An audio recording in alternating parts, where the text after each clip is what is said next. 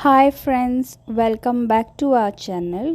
आज आम्ही तोंडाला पाणी सुटणारं असं पॉम्पलेट फ्रायची रेसिपी पाहूया. माशांना मीठ लावून ठेवलं होतं. आता पुन्हा लावायची गरज नाही, थोडंसंच लावायचं. प्रत्येकाने आपल्या चवीपुरतं लागतं तसं मीठ लावल्यानंतर मग त्याला आले लसूणाची पेस्ट लावायची. मी बहुतेक माशांना आले लसूणाची पेस्ट लावते, का माशाचा थोडा वास जो असतो ना तो कमी होतो. म्हणून आले लसूणाची पेस्ट लावल्यानंतर तर माशाचा हिंबूसपणा जो असतो तो त्यातला कमी होतो. म्हणून हे आले लसूणाची पेस्ट लावायची. आता त्याच्यात लाल तिखट थोडं घालायचं.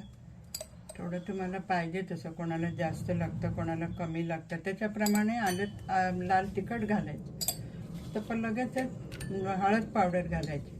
हळद पावडर मात्र माशांना लावल्याशिवाय कधीच मासे भाजायचे नाही, कारण हळद पावडर ही लावावीच लागते माशात. ते लावल्यानंतर मग थोडे जण कोणी लिंबू लावतात, कोणी आगळाचं पाणी लावतात. मी हे जरा आगळ घालते, माझ्याकडे आगळ आहे ना म्हणून हे थोडं आगळाचं पाणी घालते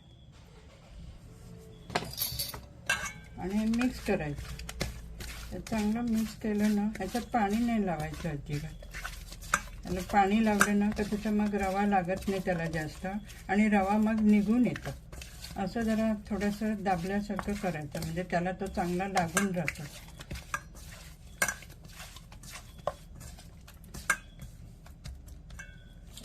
आता त्याला रवा टाकायचा.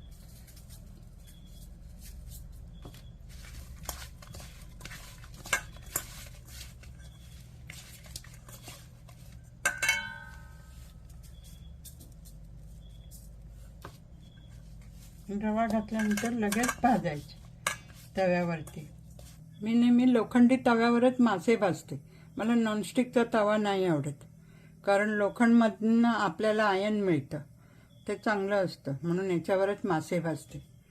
याच्यावर तुम्हाला पाहिजे कोण जास्त कमी तेल, थोड्यानं कमी लागतं. मी जरा जास्तच घातलं.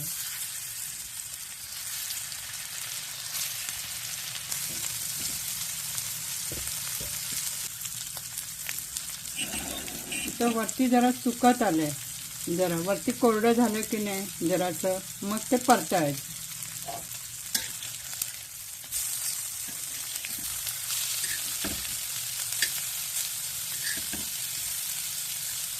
आता गॅस पुन्हा जराशी मोठी करायची. आता ते जरा रंग बदललाय, परतायचे. ते परतल्यावरती कळतं कसा भाजला. हा जरा भाजलाय, जरा व्हायला पाहिजे हा. ते आणि थोड्या वेळाने भाजून होते. मासे भाजल्यानंतर जरा वेळ 2 मिनिटं झाकून ठेवायचे. मग आतल्या त्याचं मांस जरा नरम पण होतं आणि जरा बरं चांगल्या प्रकारे शिजलं जातं. हे असं मी आता झाकण घालते. 2 मिनिटं झाली. आता झाकण काढायचं आणि हे मासे असे बघायचे, असं जरा नरम लागतो, असं सॉफ्ट लागतो, जरा आतल्या आत शिजल्यासारखं. काही मासे तयार झाले. आता जेवणाबरोबर तोंडी लावायला वापरू शकता.